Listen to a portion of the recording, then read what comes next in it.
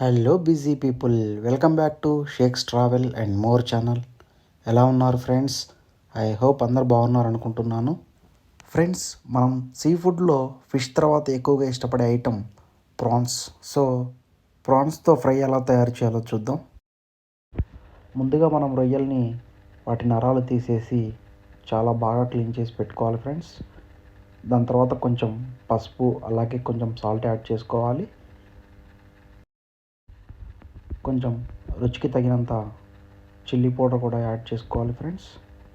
అలాగే కొంచెం గరం మసాలా, కొంచెం జింజర్ గార్లిక్ పేస్ట్ కూడా యాడ్ చేసుకోవాలి.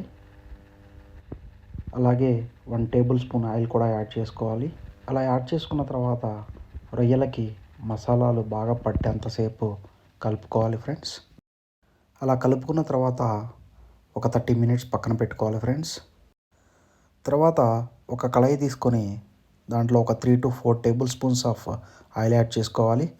అలాగే కొన్ని ఆనియన్స్ కూడా యాడ్ చేసుకోవాలి. అలాగే ఒక 3 to 4 పచ్చిమిర్చి చిలుకలు వేసుకోవాలి. అలా ఒక 5 మినిట్స్ ఉల్లిపాయలు వేగిన తర్వాత ఒక టమాటా పీసెస్ కూడా యాడ్ చేసుకోవాలి ఫ్రెండ్స్. అలాగే కొంచెం కరివేపాకు కూడా యాడ్ చేసుకోవాలి ఫ్రెండ్స్.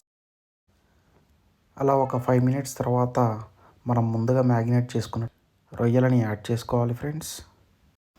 అలా యాడ్ చేసుకున్నటువంటి రొయ్యలని అడుగుపట్టకుండా బాగా కలుపుతూ ఉండాలి ఫ్రెండ్స్. అలా ఒక 5 మినిట్స్ తర్వాత రొయ్యల నుండి వాటర్ అనేది వస్తుంది ఫ్రెండ్స్. సో మనం ఆ వాటర్ అనేది పోయేంతసేపు మనం బాగా ఫ్రై చేసుకోవాలి. అలా వాటర్ ఇంకిపోయిన తర్వాత సాల్ట్ కానీ చిల్లీ పౌడర్ కానీ తక్కువైతే యాడ్ చేసుకోండి ఫ్రెండ్స్. అలా ఫైనల్గా మనం కొంచెం ధనియా పౌడర్ అనేది యాడ్ చేసుకోవాలి. అలాగే కొంచెం కొత్తిమీర కూడా యాడ్ చేసుకోవాలి ఫ్రెండ్స్. అంతే ఫ్రెండ్స్, నోరూరించే రుచికరమైనటువంటి రొయ్యల ఫ్రై అనేది రెడీ అవుతుంది ఫ్రెండ్స్. ఈ ఫ్రైని మనం చపాతీలోకి కానీ రైస్లో కానీ తింటే చాలా బాగుంటుంది ఫ్రెండ్స్. ఒక్కసారి మీరు ఈ పద్ధతిలో ట్రై చేసి చూడండి ఫ్రెండ్స్, మీకు తప్పకుండా నచ్చుతుంది. ఓకే ఫ్రెండ్స్, ఇంకొక రెసిపీతో మళ్ళీ కలుద్దాం. Thank you so much for watching this video. Please do subscribe to my YouTube channel.